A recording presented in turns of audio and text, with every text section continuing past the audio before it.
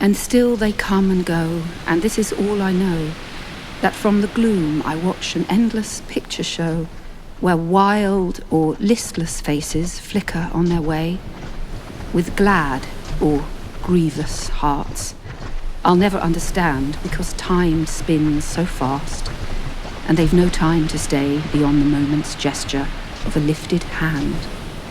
And still, between the shadow and the blinding flame, the brave despair of men flings onward, ever the same as in those doom-lit years that wait them, and have been. And life is just the picture dancing on a screen.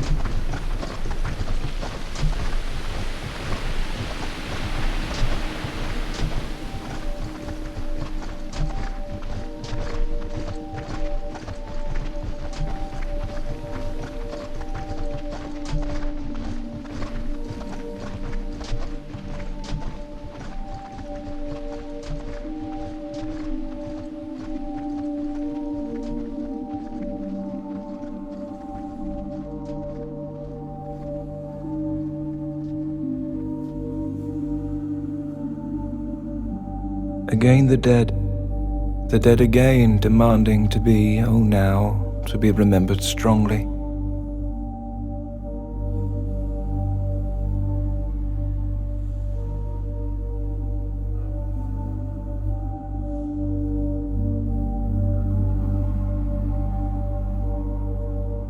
The multitudinous dead, like books unread, are somewhere in the library of time.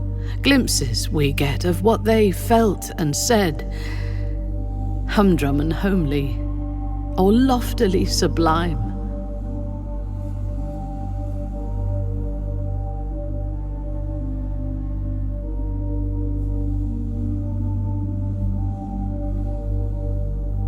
Death and daybreak divide the land.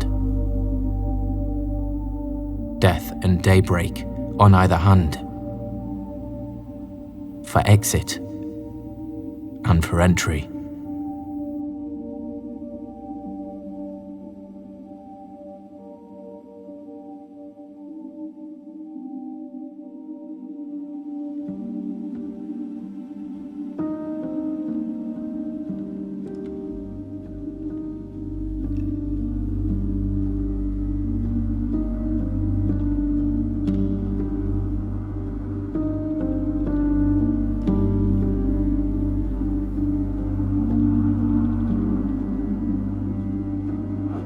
I saw them. Numberless they stood, halfway toward heaven, that men might mark the grandeur of their ghostlyhood, burning divinely on the dark.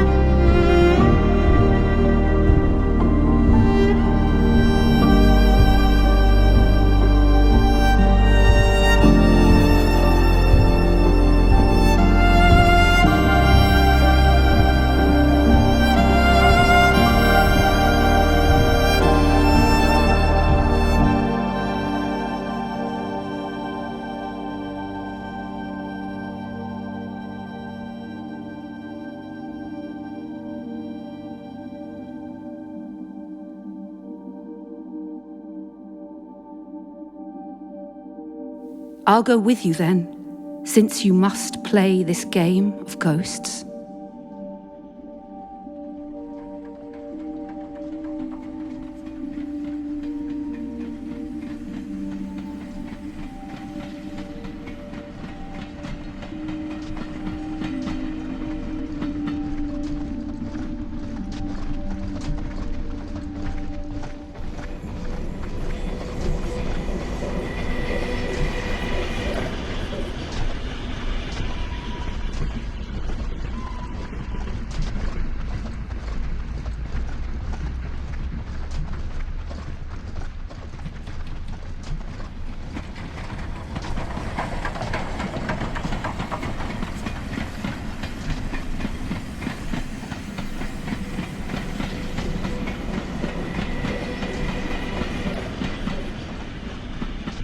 Cross-channel services.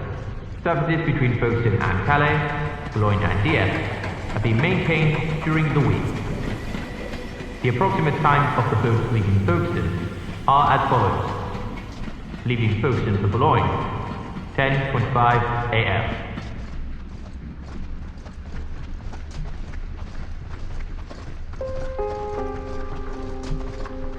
We saw Julian off by the staff boat from Folkestone. After lunch at the Royal Pavilion Hotel, we walked on the Lys, watching the shipping and the endless soldiers collecting ready to embark for France. I think this is our 20th parting from a son going to the front.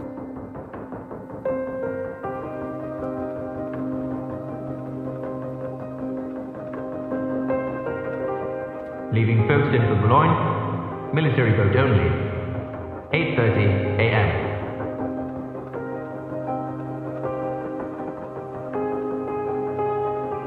I'm at Folkestone. Hoping to cross over today. Love to all. Charlie boy.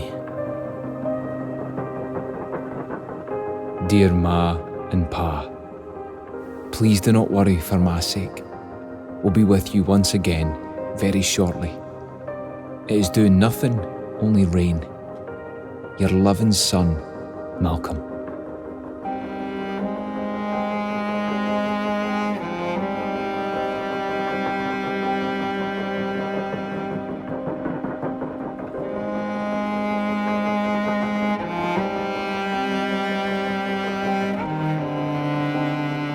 When we reached the town, the war was over all. Men in uniform were everywhere. Warships lay outside the harbour. Khaki and guns. Men trudging along, bearing the burdens of war. Motor trucks rushing ponderously along, carrying ammunition and food. Messengers on motorcycles sounding to all traffic that might be in the way the clamorous summons to clear the path.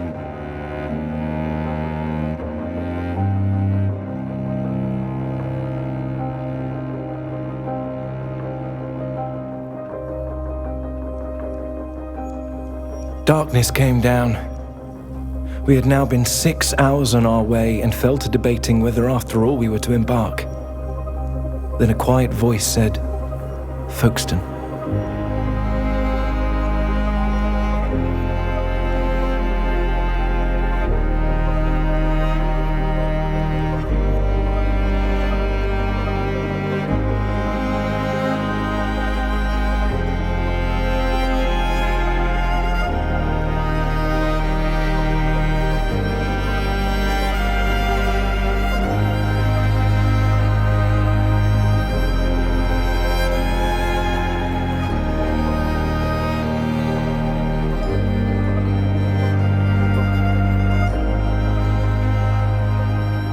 The boat lay at the lower pier.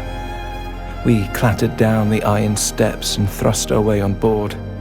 The sea at Folkestone prophesied a filthy crossing. We got down to Folkestone. We saw these cross-channel boats all painted grey alongside the quay. Marched onto those. Nobody to wish us goodbye. No bands or anything yet.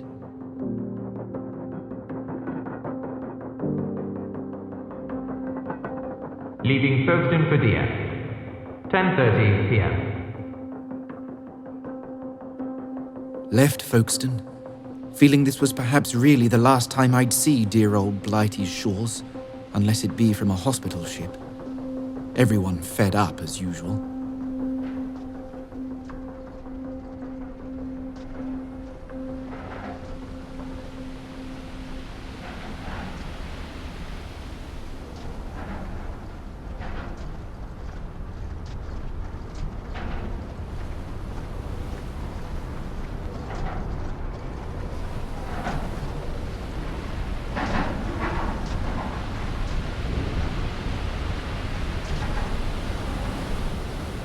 Can you recall the parcels that we made them for the railroad?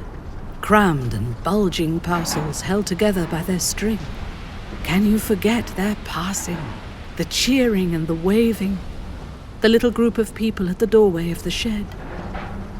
The sudden, awful silence when the last train swung to darkness, and the lonely desolation, and the mocking stars o'erhead.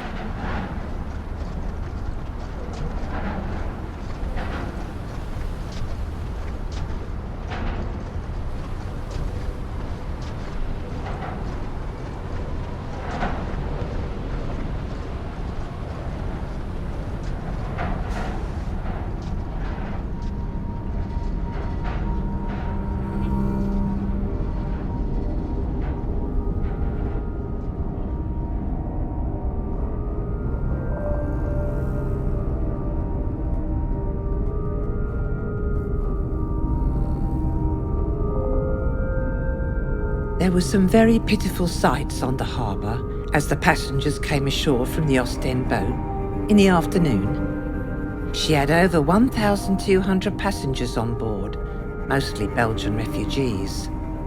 Some were poor, while others appeared wealthy.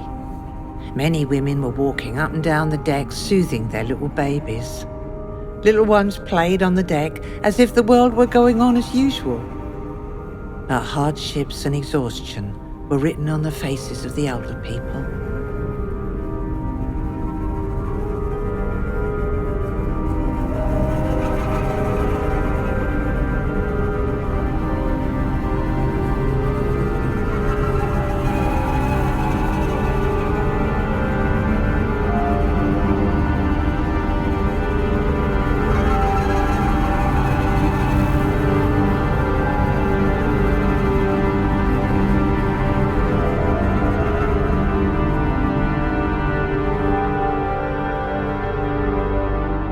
None of the young people I have worked with wanted to leave their homes. They were sent here by their families looking to get them somewhere safe and live a better life. We do not ask about them, about their journeys, because they are often traumatic. Some young people spent time in lorries and sitting in fridges thinking they were going to die. Some travelled on dinghies with big waves carrying them over and thinking they would drown.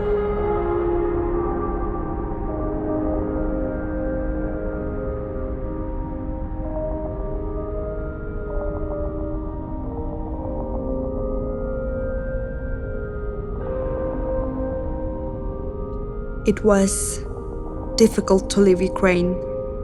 I didn't know where we had to go, and nobody was there to wait for us.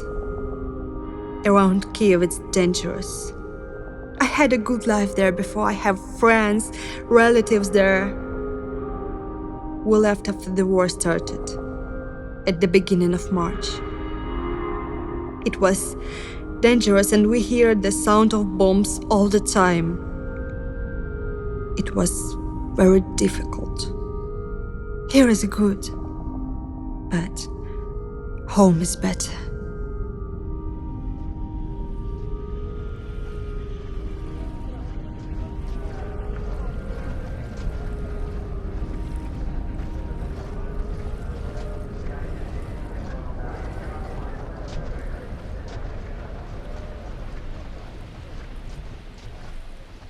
Yesterday, I lost a country. I was in a hurry and didn't notice when it fell from me, like a broken branch from a forgetful tree. If anyone stumbles across it, return it to me, please. It is my country. I was in a hurry when I lost it yesterday.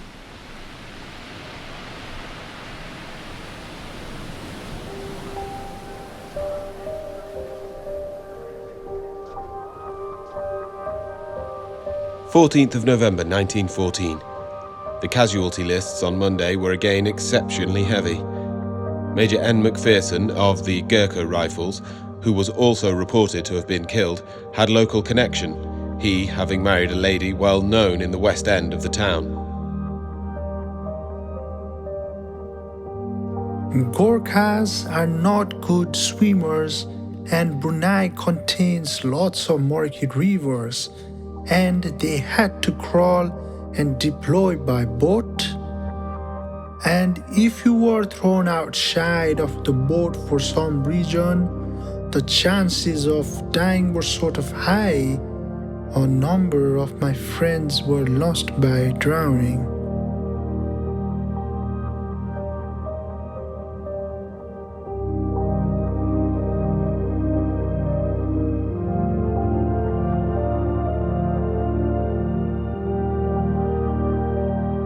My dad told me when he was in the service, when there was a blasting, the bombs, there was lots of people, lots of children hanging on the tree.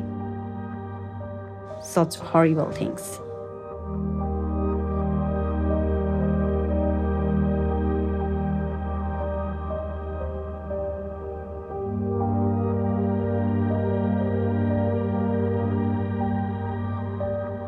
The patrol was hit by a vehicle IED. It was a big one. The driver was killed. 3 of our British friends were severely injured. They lost limbs and we had to evacuate them.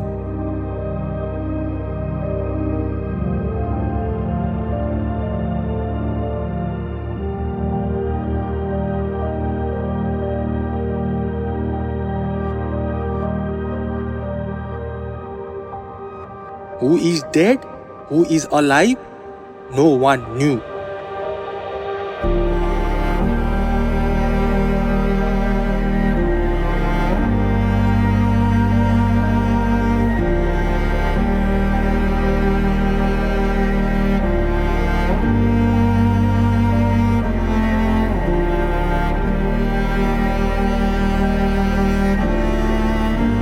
We heard a sound, boom, and a big blast of fire.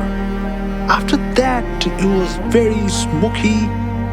We saw that our friends were bawling, screaming, shouting.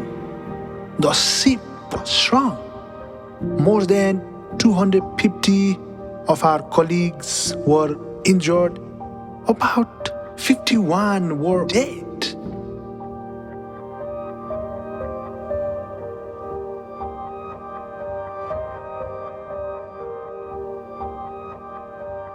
One of my friends, his number was 48610 Guten Rai.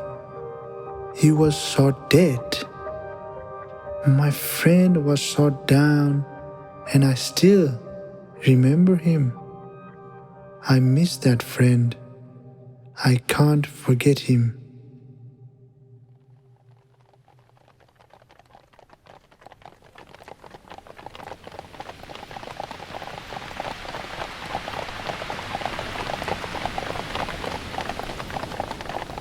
A soldier passed me in the freshly fallen snow, his footsteps muffled, his face unearthly grey, and my heart gave a sudden leap as I gazed on a ghost of 25 years ago. He turned towards me and I said, I am one of those who went before you, 25 years ago, one of the many who never returned, of the many who returned and yet were dead.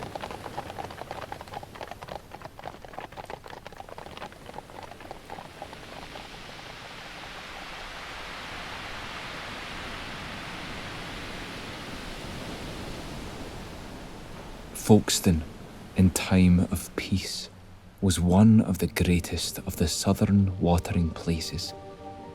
It is a lovely spot. Great hotels line the leas, a glorious promenade along the top of chalk cliffs that look out over the channel. In the distance, one fancies one may see the coast of France beyond the blue water.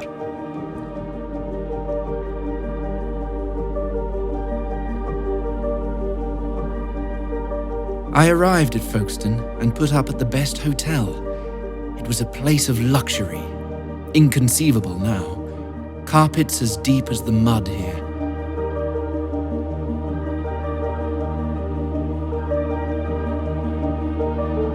A very successful tea and entertainment took place at the Hotel Regina on Saturday last, the occasion being the entertainment of 100 wounded soldiers from Shorncliffe, Moor Barracks and Westcliff military hospitals.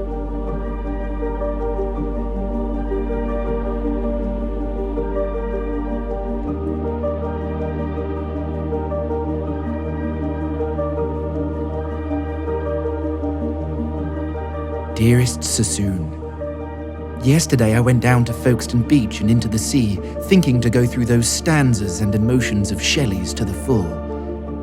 But I was too happy, or the sun was too supreme.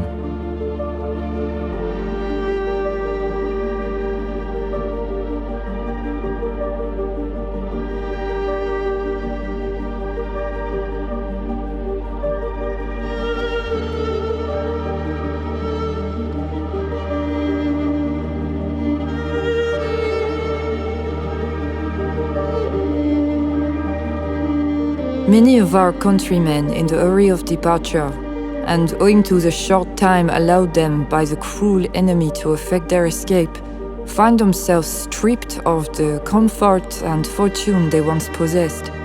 Some are even deprived of the means of existence. You, the people of Folkestone, have not only shown us hospitality, you have not only welcomed all these outcasts, you have also opened your hearts and have watched over us.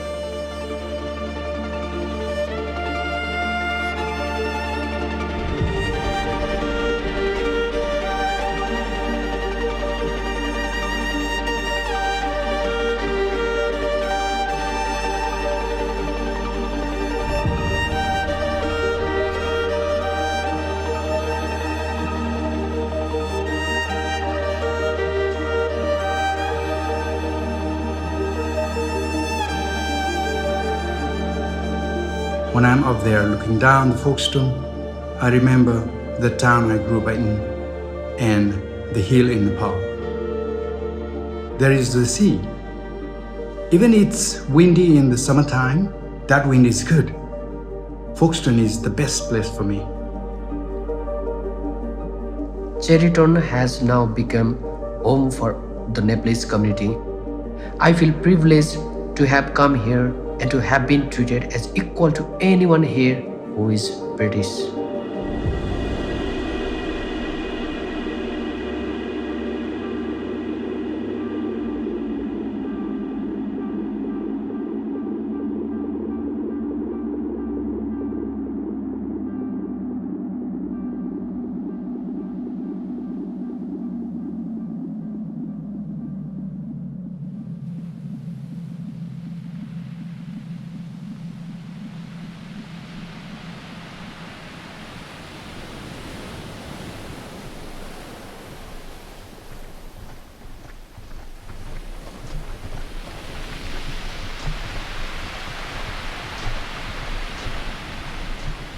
No fae fairy tale figure this Folkestone maid.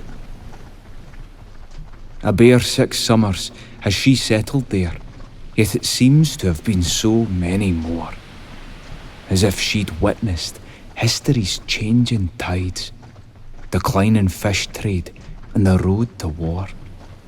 On packet steam trains trundled down the hill into the harbour station and France-bound ships. When English Tommy first tasted foreign food, snails, mussels, garlic, frites instead of chips.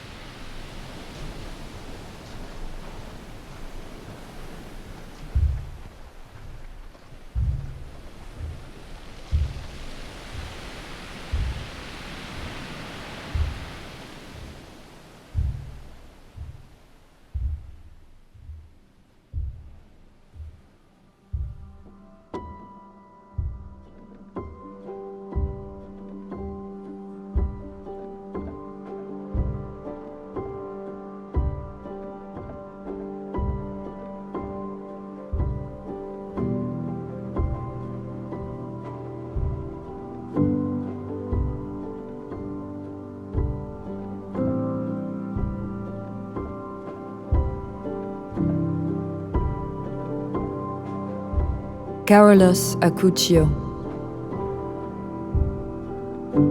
T.E. Appleton, David William Beckett, Annie Beer, Lily Caroline Bobrick, Yang Chi Chun, Yul Benjamin Alfred de Salle, Tom Dray, Charles Frederick Greengrass, William Hobbs, William Laws Hughes, Remand Kulung, Herbert Bliss MacDonald, Frederic Marcel, Agnes Curran MacDonald, George Melbourne, Percy Mount, J.H. Mulholland, W.J. Muxworthy, Osak Minielwa, Jules Emiel Oosterlink, J.B. Penfold, Theophilus Ridgway, Leon Gomar van Mars, Robert William Williams, Isabel Wilson,